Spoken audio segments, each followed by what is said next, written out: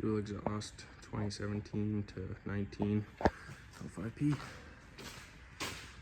This was a pain in the ass to do.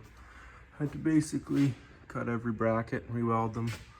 This one was too short, it was hitting, so I had to weld on an extension, cut off here. Like you can see, it's a couple inches too short.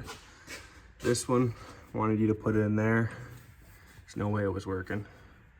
So what I did is I welded it on there, put that here, put another one here, just for support.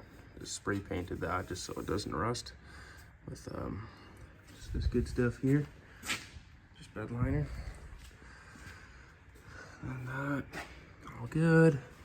Made it so it doesn't clear. It's still kind of tight, but you can give this thing a really good rattle. It doesn't budge much, so I got it pretty sturdy. This one's the T just so it's strong. Too much of a pain to weld one on here for up there, so I didn't really bother, and it's already pretty secure. Also made these. You can do them like that, so they don't really show, which makes it look nice. All good here. That one went in pretty decently.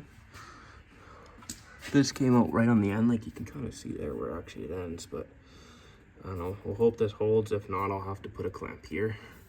Just don't have one right now with me. But there we go. That's how you do a dual exhaust.